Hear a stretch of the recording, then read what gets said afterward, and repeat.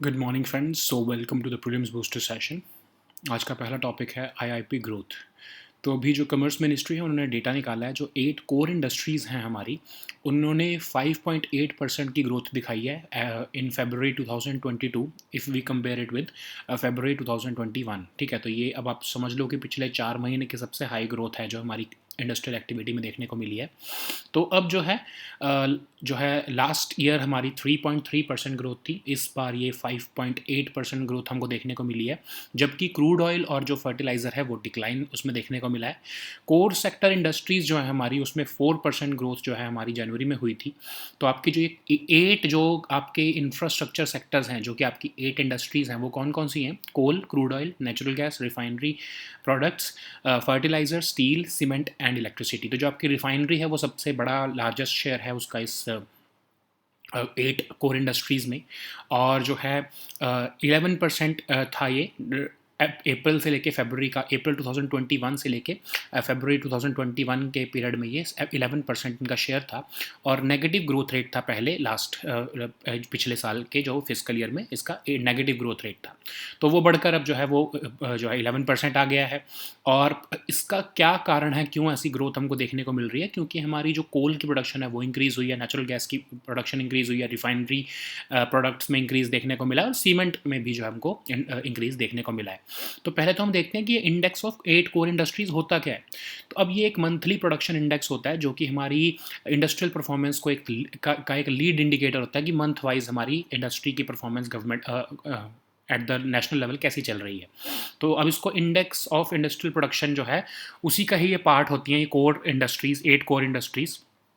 और इसको office of economic adviser जो हैं, जो कि डीआईपीपी के अंदर आते हैं, वो इसको कंपाइल करते हैं, और वो जो है हर लास्ट वर्किंग डे जो है एवरी मंथ उसको 5 बजे वो रिलीज़ करते हैं। ये 8 कोर इंडस्ट्रीज़ हैं, इसमें सबसे बड़ा शेयर आप देखो पेट्रोलियम रिफाइनरी का होता है। तो बेसिकली अगर रिफाइनरी में फिर जो है अगला शेयर आपका इलेक्ट्रिसिटी है, फिर अगला तीसरा सबसे बड़ा स्टील है। तो अगर इनमें अगर आपको ग्रोथ देखने को मिलेगी तो ओवरऑल आपको परफॉर्मेंस 8 कोर इंडस्ट्रीज़ की देखने को अच्छी मिल जाएगी।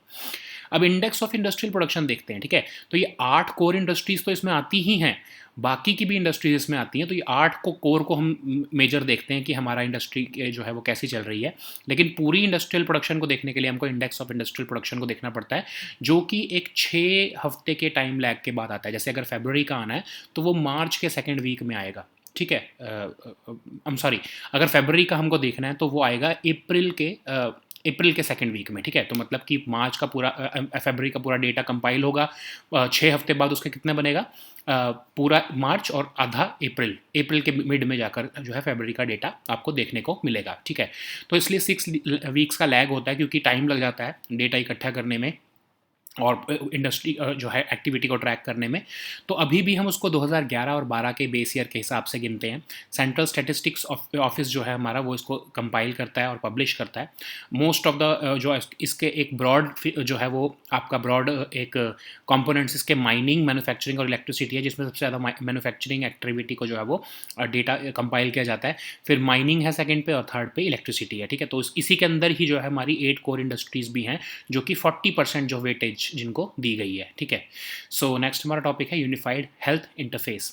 तो नेशनल हेल्थ अथॉरिटी ने डेवलपर्स और कंट्रीब्यूटर्स को बोला है कि यूनिफाइड हेल्थ इंटरफेस को बनाने में वो पार्टिसिपेट करें और कंट्रीब्यूट करें। तो एक तरह से ओपन प्लेटफॉर्म रखा गया है, ओपन नेटवर्क रखा गया है।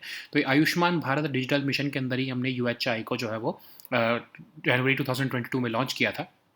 एक ऐसा ओपन नेटवर्क होगा ताकि जैसे आपका कोविन प्लेटफॉर्म है उसको भी हमने ओपन रखा है ना, ठीक है, वैसे ही हम यूएचआई को ओपन बनाना चाहते हैं, ताकि कम्युनिटी ऑफ डेवलपर्स जो हैं वो इसको इंटरऑपरेबल बना सके। मतलब समझ लो जैसे यूपीआई भी है हमारा, उसको उसका आपका व्हाट्सएप पे का भी है, और अमेज़ॉन पे है, फ़ोन पे है, गूगल पे है, ऐसे बहुत सारे हैं। क्योंकि यूपीआई हमने ओपन नेटवर्क में रखा हुआ है, इसलिए उसको बाकी सारे जो हैं अपने हिसाब से कस्टमाइज़ करके बना सकते हैं। तो इसीलिए हम यूएचआई को भी हम ऐसा ही बनाना चाहते हैं, यूनिफाइड हेल्थ इंटरफेस को भी, जो कि ओपन नेटवर्क में होगा, और उसको अपने अपने हिसाब से जो है कम्युनिटी ऑफ डेवलपर्स जो है वो बना सकेंगे। इसमें हमारे डिजिटली जो है हमारा हेल्थ का डेटा होगा जो वो रखा जा सकेगा और उसको हम एक्सेस कर पाएंगे, उसका यूज़ भी कर पाएंगे हम। तो इसलिए उसको जो है नेटवर्क ऑफ डेवलपर्स को कहा जा रहा है कि आप आगे आओ और इसमें पार्टिसिपेट करो, ठीक है। तो नेशनल हेल्थ अथॉरिटी क्या है? एपेक्स बॉडी है गवर्नमेंट ऑफ इंडिया की, जो कि आयुष्मान भारत डिजिटल मिशन को जो है इंप्लीमेंट कर रही है।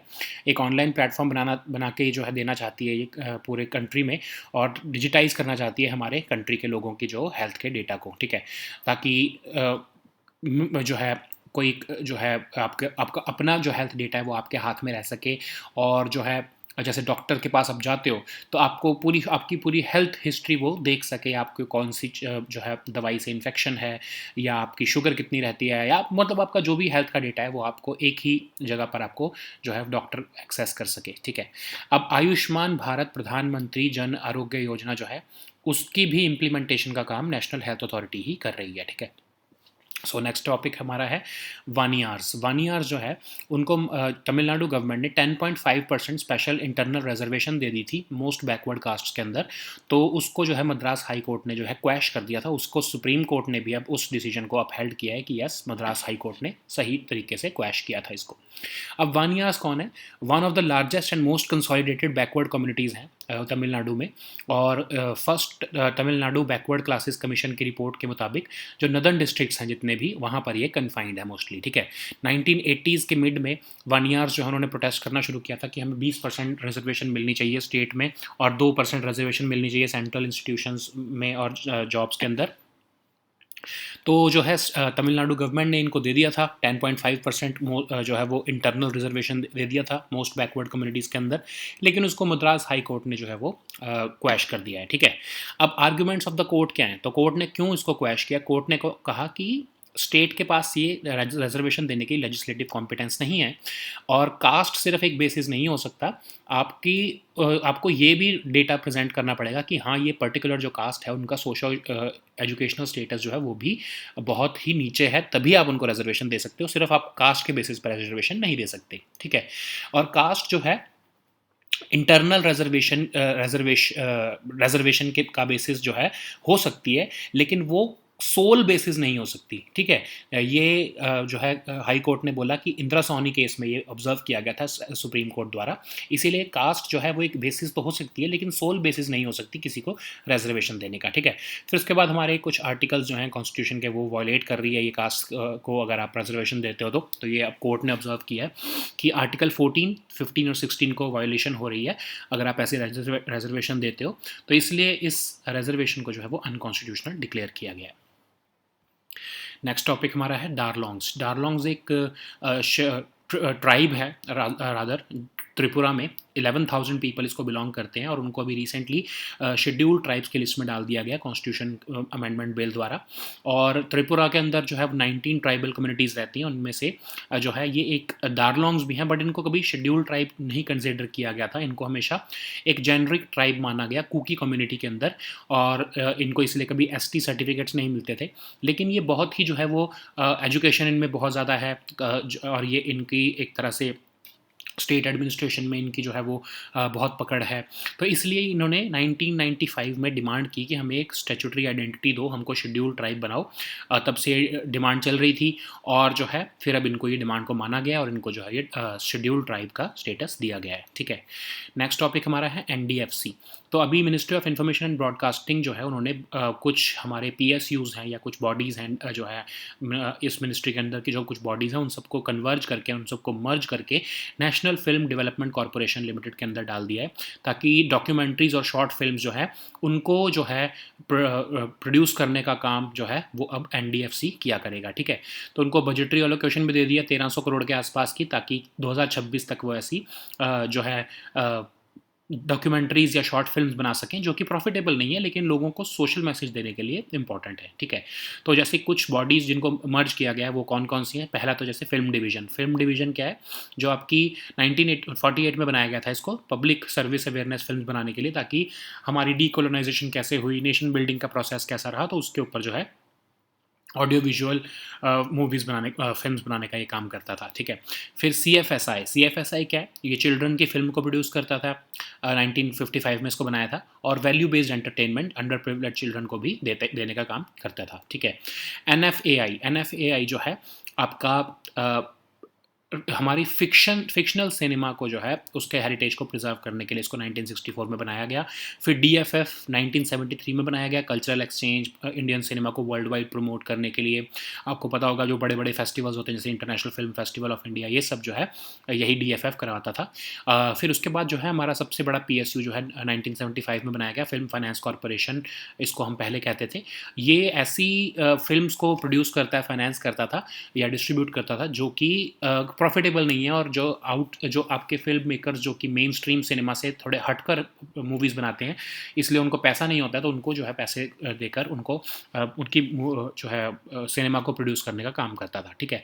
तो अब क्या किया गया, जितने ऊपर आप देख रहे को मिल रहे हैं आपको जो ये बॉडीज़, उन सबको जो है कंबाइन करके मर्ज कर दिया गया और इसको एनडीएफसी के अंदर डाल दिया गया है, और ये इसको एनडीएफसी को एक अम्ब्रेला ऑर्गेनाइजेशन बना दिया गया। जबकि नीति आयोग की रिपोर्ट कह रही थी 2018 में कि एनडीएफसी लॉस मेकिंग है, फिर भी इन्होंने गवर्नमेंट ने ऑफ कोर्स कुछ सोचा है और कहा है कि एनडीएफसी के अंदर जो है ये सारे मर्ज करके जो इसको जो है वो अब से ये अम्ब्रेला ऑर्गेनाइजेशन बन जाएगा, ठीक है।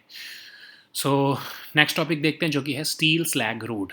तो सूरत हमारी सबसे पहली सिटी बनी है कंट्री में जिसको स्टील स्लैग, मतलब इंडस्ट्रियल वेस्ट में जो स्टील निकलता है उसको एक तरह से डिज़ोल्व करके, गर्म करके डिज़ोल्व करके उसकी रोड बनाई गई है स्टील स्लैग की। और इसको CSIR, CRRI, steel ministry, NITI Aayog और आर्सेलर मित्तल निपॉन स्टील जो है उन्होंने मिलकर हज़ीरा में बनाया है। 1 किलोमीटर का स्ट्रेच है हज़ीरा इंडस्ट्रीज़ में, और बहुत सारा जो स्टील वेस्ट था उसको कन्वर्ट कर दिया स्टील स्लैग में और उसकी रोड बनाई गई है, ठीक है। तो ये हैवी ड्यूटी व्हीकल यहाँ से बहुत सारे गुजरते थे, इसलिए इसको स्टील रोड को बनाया गया वहाँ पर। और कहा जा रहा है कि 30% सस्ती पड़ती है, अगर आप जो नॉर्मल रोड बनाते हो नेचुरल एग्रीगेट से, उससे 30% सस्ती ये रोड पड़ती है, ठीक है। अभी क्या किया जाता है कि स्टील जो फर्नेसेस हैं उनको बर्न किया जाता है 1500 से 1600 डिग्री सेंटीग्रेड पे। जब वो मोल्टन फॉर्म में हो जाता है तो उसको उसी को यूज़ किया जाता है, जैसे आपको लुक होती है ना, आपको पता होगा लुक डालते हैं, वैसे ही इसको यूज़ किया जाता है। उसके ऊपर बिटुमिनस जो है रोड बनाई जाती है ताकि वो एक ड्यूरेबल रोड बन जाए, ठीक है। अब क्या ये बेटर है बाकी रोड से? यस। अब कहा जाता है कि जो नॉर्मल रोड्स हैं आपकी नेचुरल जो आपके मटेरियल की, वो अगर 600 से 700 मिलीमीटर की थिकनेस के बनाने की ज़रूरत पड़ती है, तो वही सेम जो है ट्रक लोड या आपका लोड उठाने के लिए स्टील की जो है वो 30% लेस थिक बनाकर भी काम चल जाता है, ठीक है। तो इसलिए 30% कम सस्ती पड़ती है ये। और आपका जो स्टील बहुत वेस्ट जा रहा है उन सबको आप जो है अच्छे तरीके के लिए यूज़ कर सकते हो, उसको आप रोड बनाने के लिए यूज़ कर सकते हो। तो मे बी फ्यूचर में जो है वो ये एक बेटर ऑल्टरनेटिव हमको मिल सकता है, ठीक है। सो नेक्स्ट हमारा टॉपिक है लुकआउट नोटिस। तो अभी एक जर्नलिस्ट जो है वो कंट्री से जब बाहर जा रही थी तो उनको जो है लुकआउट नोटिस इशू करके, लुकआउट सर्कुलर इशू करके, या लुकआउट नोटिस भी कह सकते हैं इसको, तो वो इशू करके जो है उन्होंने इन्फोर्समेंट डायरेक्टरेट ने उनको जो है वो जाने नहीं दिया, और तो इसलिए उन्होंने दिल्ली हाई कोर्ट में जो है वो अप्रोच किया अगेंस्ट इन्फोर्समेंट डायरेक्टरेट, और इसके पीछे जो है वो दिल्ली हाई कोर्ट ने उनसे जवाब मांगा है ईडी से, ठीक है। तो हमें एक कंट्रोवर्सी में जाने की ज़रूरत तो नहीं है, बट हमें पता होना चाहिए कि ये लुकआउट नोटिस या लुकआउट सर्कुलर होता क्या है। तो ये सर्कुलर इसलिए इशू किया जाता है कि एक पर जो एनफोर्समेंट एजेंसीज हैं, लॉ एनफोर्समेंट एजेंसीज हैं, वो किसी इंडिविजुअल के खिलाफ ये लुकआउट सर्कुलर तब इशू करती हैं जब वो चाहते हैं कि ये पर्सन कंट्री से ना बाहर जाए, क्योंकि इनके ऊपर कोई केस चल रहा है या कोई जो है इन्वेस्टिगेशन चल रही है, ठीक है। तो पुलिस जो है वो कोर्ट को भी अप्रोच कर सकती है कुछ केसेस में, और कह सकती है कि इस पर्सन को आप कंट्री से बाहर जाने से की रिस्ट्रिक्शन लगाओ इसके ऊपर, क्योंकि हमें ऐसा लग रहा है कि बाद में ये पर्सन जो है वो इन्वेस्टिगेशन को ज्वाइन नहीं करेगा, ये भाग जाएगा कंट्री से, ठीक है। तो अब कौन इशू कर सकता है LOC? बहुत सारे ऑथोराइज्ड ऑफिसर्स हैं, कोई सेंट्रल लेवल पर कोई डिप्टी सेक्रेटरी, स्टेट लेवल पर जॉइंट सेक्रेटरी, डिस्ट्रिक्ट मजिस्ट्रेट या SP, अगर कोई पर्सन जो है वो ऑफिसर है इंटरपोल का, या फिर एडिशनल डायरेक्टरेट जो आपका सीरियस फ्रॉड इन्वेस्टिगेटिंग ऑफिस में, वो सब जो है वो इशू कर सकते हैं LOC। अभी 2018 में गवर्नमेंट ने पब्लिक सेक्टर बैंक्स की भी अथॉरिटीज़ को जो है वो एम्पावर किया कि वो भी लुकआउट सर्कुलर इशू कर सकते हैं। तो मतलब चेयरमैन या मैनेजिंग डायरेक्टर या चीफ एग्जीक्यूटिव किसी भी पब्लिक सेक्टर बैंक के जो है वो ऐसी रिक्वेस्ट डाल सकते हैं, और फिर उनके बेसिस पर जो है ब्यूरो ऑफ इमिग्रेशन उस पर्सन को जो है वो रोक सकती है कंट्री छोड़ने से, ठीक है। अब जो है ब्यूरो ऑफ इमिग्रेशन को जब तक जिसने आप लुकआउट सर्कुलर इशू किया, जब तक वो नहीं कहते तब तक ब्यूरो ऑफ इमिग्रेशन अपनी मुताबिक जो है इसको मॉडिफाई, डिलीट या विड्रॉ नहीं कर सकती है एलओसी को, ठीक है। क्या जब भी एलओसी इशू होता है तो क्या अरेस्ट किया जाता है उस पर्सन को? नो, ऑफ कोर्स नॉट, ठीक है। कई बार सिर्फ पर्सन को रोका जाता है कि आप कंट्री नहीं छोड़ सकते, ठीक है। लेकिन कई बार कोई अगर ऐसा एलओसी में रिक्वेस्ट है किसी इन्वेस्टिगेटिंग एजेंसी की कि ये पर्सन जो है ये भागा हुआ है, अगर ये आपके पास ब्यूरो ऑफ इमिग्रेशन से मतलब बाहर जाने की कोशिश करे तो आप इसको नियरेस्ट पुलिस स्टेशन में पहुंचाओ या इन्वेस्टिगेटिंग एजेंसी के ऑफिस में पहुंचाओ, तो उस केस में ऑफकोर्स ब्यूरो ऑफ इमिग्रेशन को अरेस्ट भी करना पड़ता है, ठीक है। So now let us see all these topics in English. So the first topic is IIP growth. So the data released by Commerce Ministry points out that 8 core industries have seen an increase in year-on-year basis by 5.8% in February 2022. So it is basically representing a 4-month high growth rate in our industrial performance. So it has expanded by 5.8% in February as against a contraction of 3.3% in the same month last year. So it is a very good news for us that industrial activities is picking up again, and core sector industries have grown by 4% in January, and this in this February it has seen an expansion by 5.8%. Okay, so the 8 core industries which are representative of IIP, that is the coal, crude oil, natural gas, refinery products, fertilizer, steel, cement, and electricity. They stood at about 11% during April to February this fiscal, against a negative growth of 8.1% during the last fiscal. Okay, so that's also very good news. In the last fiscal, we had this minus 8.1% growth rate, but this time we have 11% growth rate in this core industries. Okay, so why this growth is happening? Because the production of coal has increased, natural gas production, refinery, and cement all have seen tremendous growth in the last few months. Okay, so about the index of 8 core industries, it's a monthly production index. It is a lead indicator of monthly industrial performance. So it is released by the Office of Economic Advisor, who is also which is also an office in the DIPP.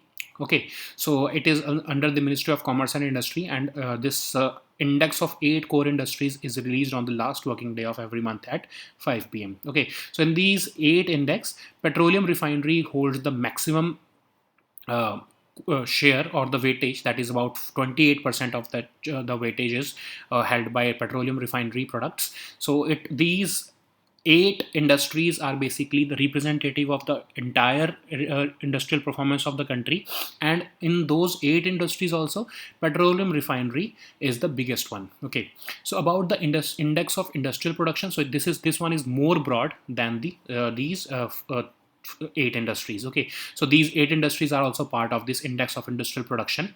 So it's an index which tracks the manufacturing activity in the country, and it's a key economic indicator of the manufacturing sector of the economy. But this index of industrial production takes about 6 weeks in the publication. That's why index of 8 core industries is released to give a glance over the industrial performance. Okay, so it is calculated using the 2011 and 12 as base year.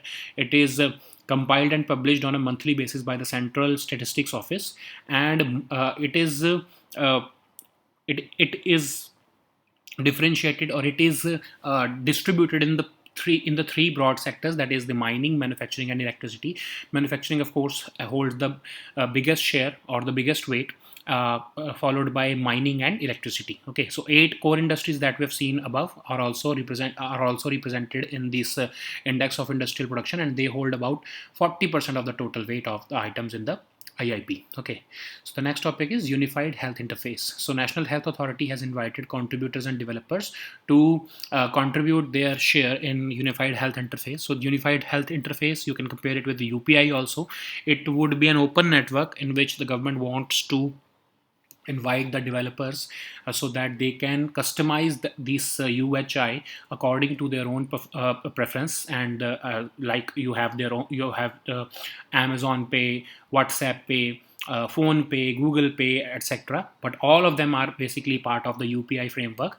But because UPI is an open source network, this UHI will also be an open source network, and you can see that the Unified Health Interface would also see the participants, like these big participants, and you can access this unified health interface using those participants developed platforms. Okay, so it will be, of course, an open network. It will enable interoperable digital health service delivery to the consumers, and a decentralized health protocol has been issued, and it will help the developers to create their innovative new solutions and become a part of the UHI network. Okay, so who is implementing this? So National Health Authority, of course, is implementing it.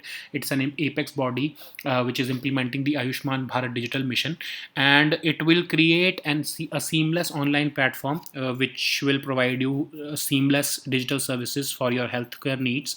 And NHA is also responsible for the implementation of Ayushman Bharat Pradhan Mantri Jan Arogya Yojana. Okay. So the next topic is 1 years. So Supreme Court of India has upheld the Madras High Court judgment quashing the Tamil Nadu government's 10.5% special internal reservation for 1 years. So 1 years are basically one of the largest and most consolidated backward communities in the state of Tamil Nadu, and the first TN Backward Classes Commission report of 1970 identified that these 1 years are situated, or they are confined in the northern districts of Tamil Nadu, and they are very less in the southern districts. Okay, but in mid 1980s, massive protests erupted and these Vanyas started demanding a 20% reservation in state and 2% reservation in central educational institutions and services. So recently, the Tamil Nadu government gave them 10.5% internal reservation in the most backward communities. But Madras High Court in November 2021 quashed that decision, and this case went to the Supreme Court, and Supreme Court also upheld the decision of the Madras High Court. Okay, so what did the court observe? The Madras High Court observed that the state does not have any legislative competence to provide this reservation, and it also observed that caste cannot be the sole basis of providing reservation without especially if there is no quantifiable data to prove that the socio educational status of that particular caste is not up to the mark. Okay, so the court also observed that this act was unconstitutional because it was violating the articles 14, 15, and 16. That's why the High Court called it unconstitutional and quashed that decision of the Tamil Nadu government. Okay. So the next topic is Darlongs. Darlongs are have been given the scheduled tribe status recently, and after the Constitutional Scheduled Tribes Order Amendment Bill 2022 was passed by the Lok Sabha, and these Darlongs are basically a tribe of Tripura. So Tripura has about 37 lakh people, and they have almost 19 tribal communities. But Darlongs were never considered a scheduled tribe. They were considered a tribe, but they were considered a generic tribe under the Kuki community. Okay, so they were not given the ST certificates, but because these Darlong youth were equipped with modern education, and they were serving in higher positions of the state administration and academia and even public services. So in 1995 they started demanding a separate statutory identity for themselves. So in response to that, the central government recently accepted those demands, and they have been given the scheduled tribe status. Okay, so the next topic is NDFC. So recently, NFDC. So the National Film Development Corporation has been made as an umbrella organization or umbrella PSU of the Ministry of Information and Broadcasting in respect of production of documentaries and short films. Okay, so they have been given a budgetary allocation of about 1,304 crore rupees up to 2026 for these activities, which they are expected to perform in terms of documentary making and short film making. Okay, so there are several bodies like Film Division, CFSI, NFAI, DFF. All these have been merged into NFDC, and now this NFDC will act as an umbrella organization, and it will produce and finance those films which are not profitable for the cinema makers, or those who do not belong to the mainstream cinema. Those filmmakers would actually be encouraged to make movies, or I'm sorry, to make films which are having some social message or which are reflective of our culture. So this NFDC would act as the uh, umbrella organization for that. Okay, so the next topic is steel slag road. So Surat has become the first city in the country to get a processed steel slag road. It is a part of a project. It is a part of a project which was spearheaded by CSIR, CRRI, Union Ministry of Steel, Niti Aayog, and even ArcelorMittal Nippon Steel. Okay, so it's almost a 1 kilometer long stretch in Hazira Industries. So amounts of steel waste was converted into steel slag using, of course, high heat, and this molten steel was used to make that road. Okay, so it is considered as 30% cheaper than the roads that you build with natural aggregates. So what how this is it made? So you just take the steel waste, and steel furnace is burned at around 1500 to 1600 degrees centigrade, and this molten flux material is used as an as a as a as an impurity in making that road. But and it is even better than the roads which are made out of natural aggregates. Okay, so in general, if we talk about a heavy traffic road which carries a load of about 1000 to 1200 trucks per day, about 600 to 700 millimeter thickness of road layer is required. But in case you are making a road out of steel slag, 30% less thickness can carry that amount of weight. Okay, so of course it will be 30% cheaper. Okay, also we will be able to sustainably use this steel waste and reduce our reliance on perishable natural aggregates. Okay, so the next topic is lookout notice or lookout circular. So recently a journalist was stopped at the airport because the enforcement directorate issued a lookout circular against that journalist. So now that journalist has approached the Delhi High Court, and it has sought clarification or response from the ED. Okay, we do not need to go into the controversy, but we should know what is this lookout circular or lookout notices. So this is issued when the agencies want that an individual who is when agencies think that an individual is absconding, or the person may leave the country, and that's why they issue a lookout circular for that person. And at immigration checkpoints, even the police can approach a court and restrict the person's movement from leaving the country, of course, on the pretext that the person may not join the investigation at a later stage. So on that, if the court is satisfied, then the LOC is issued against that person. So who else can issue this LOC? A large number of officers have been authorized, like deputy secretary in central government, joint secretary in state government, district magistrates, SP, even a designated officer of Interpol, additional director in the serious fraud investigation office.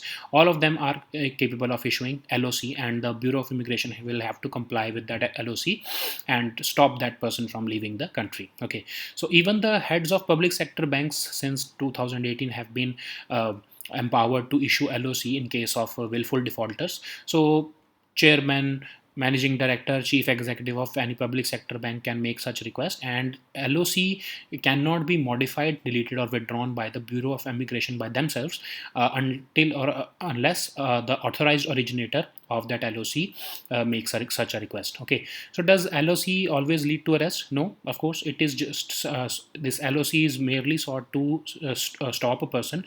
But in case the the LOC contains a specific request that the person must be detained and handed over to the local police or investigation agency, then in that case, of course, arrest can also happen. Okay. So these were our topics for today. We'll meet next time on Monday now. Until then, goodbye and take care.